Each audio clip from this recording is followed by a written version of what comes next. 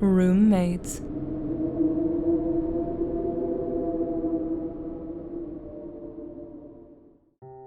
The second Daryl's keys were rattling in the lock, Katie was off the couch and racing to the front door. "Did you do it? Did you do it?" She was practically bouncing up and down with giddy anticipation and unwilling to give him a second to even breathe. "Did you kill her? Is it done?" Daryl couldn't help but smile and shake his head. She was such a bad influence on him. He tried to remember the first time they had met, but for some reason was unable to. It just kinda seemed like she had always been there. Tim and Jerry had been his roommates for close to 8 years, and somewhere along the way, she just kind of fell in with the twin brothers. Before Daryl knew what had happened, she was living in the little 2-bedroom house as well. Remembering when the guys moved in was a little easier. He had liked them both immensely the first time they had met and fell hard for their sob story of growing up as orphans with no real family other than each other. That wasn't the real reason he extended the invitation, however. The truth was, they were a lot of fun. Age-wise, they were technically adults, but their maturity level in no way reflected that. Neither of them ever bothered growing up, and there really was no telling what they might be getting into at any point in time.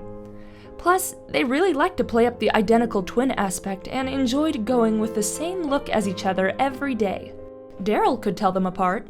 At the moment, Tim's hair was just a bit shorter than Jerry's, but most people didn't have a clue. Tim had told him once, quite some time ago, the story of how they'd met Katie in the area, but Daryl didn't retain it. See, Tim had verbal diarrhea and a different story or 10 every day. It would have been impossible to try and keep them all in the memory banks. Tim's condition was aided considerably by the fact that he always had a bag of green herbs nearby.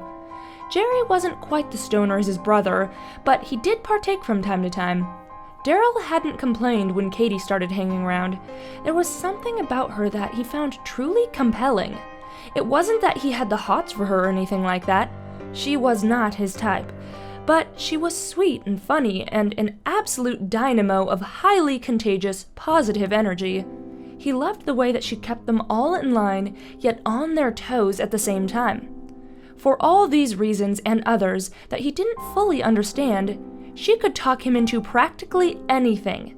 She had the innate ability to persuade him into activities that most people would consider irrational, and a way of making sense out of it in the process.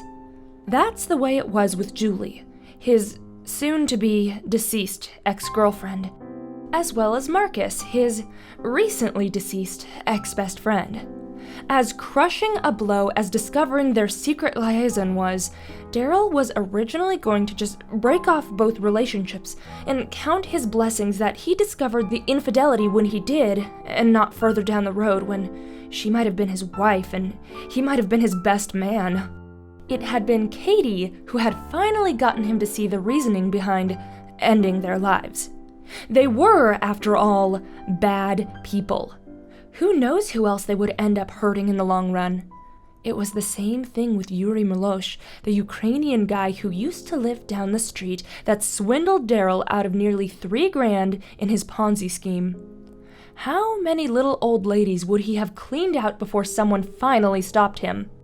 Then there was Pritchett Ricketts, the prick who kept pinching his clients by undercutting his offers on jobs. Daryl was one of the best small job carpenters in the entire area, but somehow that damned Ricketts was always on his tail. It was Katie that pointed out that the unscrupulous man must have been following Daryl. It also stood to her reasoning that there was no possible way of just cutting leeches out of his life, other than killing them, of course. Father Michener was the only one Daryl tried putting up a significant argument against, and even now it weighed on his conscience.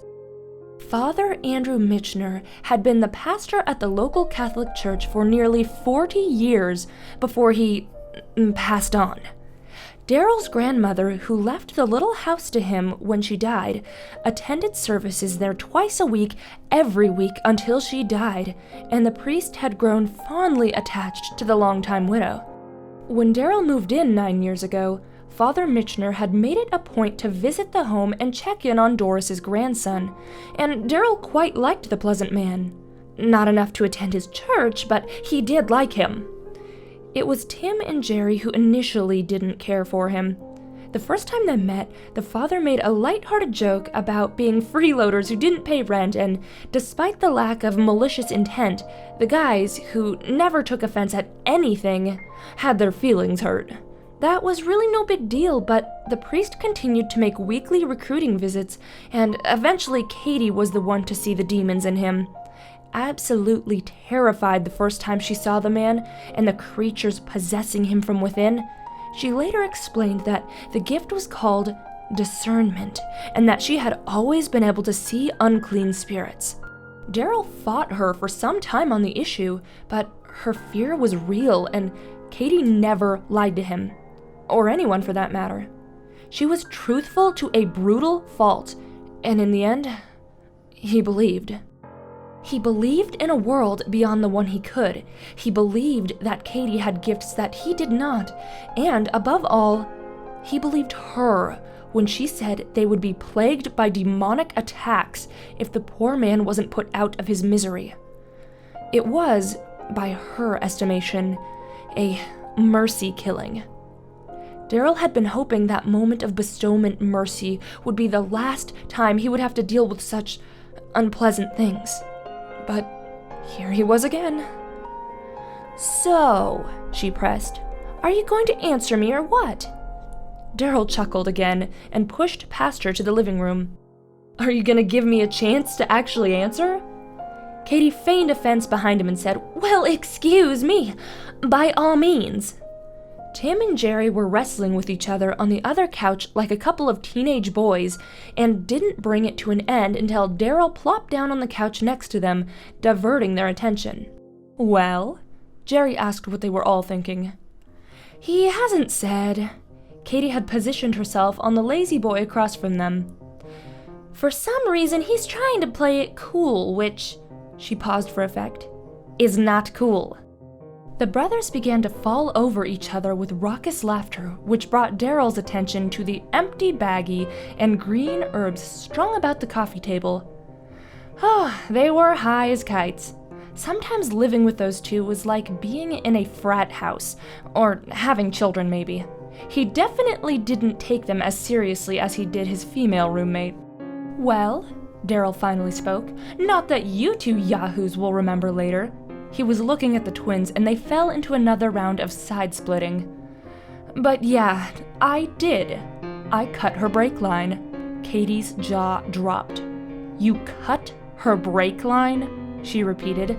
Daryl proudly nodded. Yes, but that pride only lasted a moment before Katie made her displeasure known. "What the hell, Daryl? That is not what we talked about. You were supposed to poison her or stab her. Where the hell did you come up with cutting the brake line?" "YouTube," Daryl replied sheepishly. "I looked it up." The brothers could not stop laughing at this point, Jerry actually falling onto the floor and holding his sides. Katie, however, did not find it funny at all. "You looked up a video on how to cut a brake line, and then you went and cut someone's brake line? Please tell me you at least used a guest account on a computer somewhere else." She seemed like she couldn't even believe she was having to ask, and it was the complete opposite of the reaction he had been expecting, especially when he could only mumble "I used my phone." Katie jumped across the couch and slapped him on the face, drawing blood with her nails. "You complete idiot!" she yelled in his face. "You have screwed us all!" Tim joined his brother, rolling on the floor as neither seemed to grasp why Katie was so upset. "What are we supposed to do when you get arrested?" Daryl was genuinely shocked. "Why would he get arrested?" I don't understand," was all he could say, and Katie shook her head with sick pity, but was not given the opportunity to explain. The next few seconds passed in a blur. Broken glass filled the room from windows, and chunks of wood flew in from the hall where the front door had been smashed from its hinges. Suddenly, the room was full of men in black armor from head to tail, flashing lights and screaming. Violently thrown to the floor and handcuffed, Daryl couldn't see what condition his roommates were in. Much like him, they were probably overwhelmed by the sudden flurry of activity. Jerked to his feet and hustled down the hall, he knew that he would probably be in some degree of trouble, but he truly hoped that his friends wouldn't be charged with anything. He didn't see them being cuffed, and his name was the only one they stated as being under arrest and Mirandized, so hopefully they could be left out of whatever mess this turned into. As he was being pulled out the front door, Daryl called over his shoulder, desperately hoping they could hear him. "Don't say anything, guys! Not a word!" By that point, it was the best he could do. An hour later, he was behind bars, barring the death penalty for the rest of his life. Tanya Pearson couldn't help but curse when the call came in at 1:45 in the morning. Raising 2 girls as a single mom combined with a job that could call at any moment, as the current call proved, sleep was proving more and more elusive. The moment the ringtone woke her from deep sleep, she knew she was done for the night. She didn't even have to answer it. It did, however, turn out to be a rather interesting call, though. The department had arrested a rather notorious serial killer. Not that it wasn't good news. One less sicko on the streets was good for everybody. But that wasn't the part that particularly interested her. It was his pets. Normally, the rare personality that fell into his range didn't keep pets. Well, not living ones anyway. But this man had 3 cats, which were currently in the kennel at headquarters. Were it not such a high-profile case, the animals would have most likely been turned over to animal control or the Humane Society, but given the uniqueness of the situation, they thought to call her. Tanya's official title was that of a detective profiler, but everyone knew that her true passion was her feline rescue group. No one had a problem turning Katie, Tim, and Jerry over to her, and rather than put them through further trauma, she decided to keep them in the end. They won her over rather quickly with their infectious personalities, and her girls fell in love immediately as well. The youngest, Sarah, even claims that they speak to her. It's adorable. Thanks for watching, and before you go, here's a special shout out to my patrons who donated $20 or more. Painty, Zestros, Jane Ives, Fantasy Writer Cosplay, Dark Nido Taki, Avrok Levgri, Jesse, Kimimaro Kaguya, and Simon Laverdier Delisle. Thanks so much, you guys! If you're interested in becoming a patron and helping me to keep YouTube creepy, please feel free to check out the link in the card.